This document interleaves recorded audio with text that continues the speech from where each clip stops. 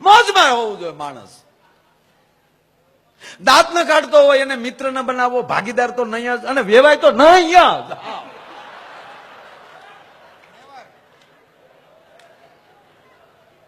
સાહેબ હસવામાં મોજમાં રહેવામાં કેટલી તાકાત છે. આ નરેન્દ્રભાઈ મોદી મોજમાં હતા તો પીએમ બન્યા ને. આ મનમોહનસિંહ મોજ ન કરીએ કે નીકળી ગયા કે નહીં? આ જો દાખલો આપું તમને, લ્યો ને ભાઈ, આમાં જ કરવા માંડ્યા તો ગયા લ્યો.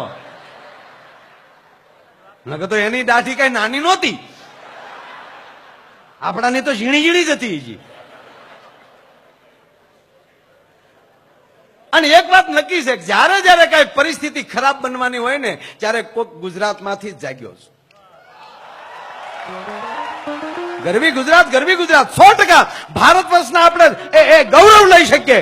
આ ભારત ખંડના આપણે બાળકો છે, માત ભારતીના આપણે સંતાનો છીએ. પક્ષપાત ન હોવો જોઈએ, પણ ગુજરાતમાં જન્મા છે એનું ગૌરવ સાથે બોલીએ છીએ એમ નહીં. કોઈ પણ સ્ત્રી હોય એ કોકની દીકરી હોઈ શકે, કોકની બેન હોઈ શકે, કોઈની પત્ની હોઈ શકે, પણ માં ક્યારે હોય કે જયારે બાળકને જન્મ આપે ને પછી જ માં બની શકે છે, ત્યારે જ શબ્દ માં વપરાય છે.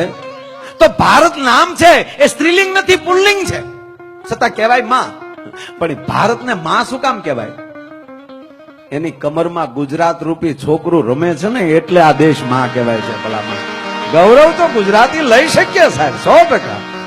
અને જયારે જયારે પરિસ્થિતિ, તમને એના પુરાવા સાથે કહું કે જયારે જયારે પરિસ્થિતિ ખરાબ બની છે ત્યારે આગળ ડગલું ગુજરાત ભર્યું છે. શિવાજી આજ ધરતીના મહારાજા. અને સાહેબ જયારે ખજાનો ખાલી થઈ ગયો ને મોગલો સામે લડવામાં, ત્યારે મારી ગરવી ગુજરાતે સુરતે કીધું હતું કે મહારાજ આ બાજુ આવો, અમે સામે આલીને નહીં આપી શકીએ, પણ અમે એવું કહેશું કે તો એમણામ લઈ ગયા, પણ આવો સુરતમાં અમારી પાસે સંપત્તિ ઘણી પડી છે. પહેલો વેલો ખજાનો કોઈ ભર્યો હોય સાહેબ તો સુરતના વેપારીઓએ ભર્યો છે. ભલા માના. ત્રીજી વાત, અંગ્રેજોનો જયારે એમ કે ભાઈ કે ઉપાડો વધી ગયો અને આ દેશમાં જયારે અંગ્રેજોને હાકી કાઢવાની વાત જયારે આવી, ત્યારે પહેલી વહેલી લાકડી લોહીને કોઈ ઉભો થયો હોય તો પોરબંદરનો વાણિયો ભલામણા મહાત્મા ગાંધી ઉભો થયો છે. સાહેબ ઈ જ આપણો સરદાર પટેલ એમ કે ભાઈ ગુજરાતમાં લઈ ઉભો થયો છે. લોખંડી પુરુષ સરદાર વલ્લભભાઈ પટેલ ને મહાત્મા ગાંધી.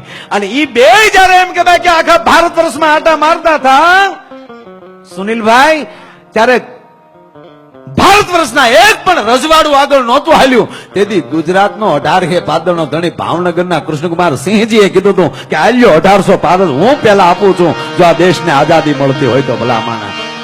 જયારે પરિસ્થિતિ એવી બની છે ત્યારે કોઈ ગુજરાતી જાગ્યો. અરે છોડો, ઉદ્યોગો ભાંગી પડ્યા ત્યારે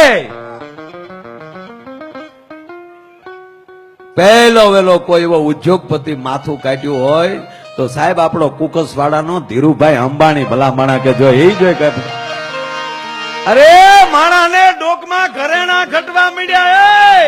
કોઈ એવો હોની જાગ્યો હોય તો ત્રિભુવન ભીમજી ડાઠાનો ગુજરાતી. ભલા માણા.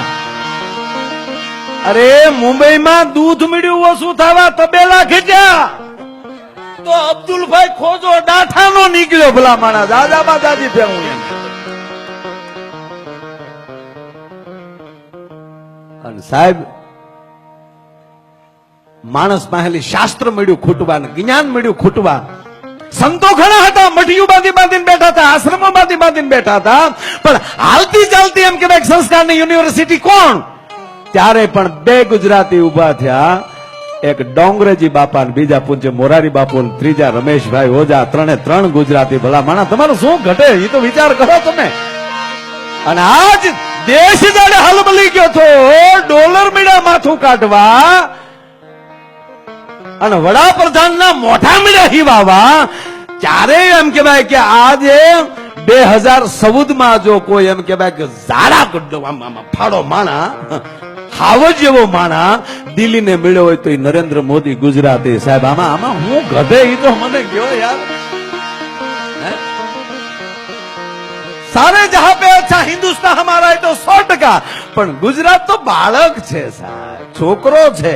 અને ઈ છોકરો પરણે ને એની પુત્ર વધુ આવે અને એના સંતાનો કાંઈ કેમ કે ભાઈ કેમ ઝાડા બળિયા થઈ શકે. ભલા ગુજરાતી ગુજરાતી હમણાં એક આપણો ગુજરાતી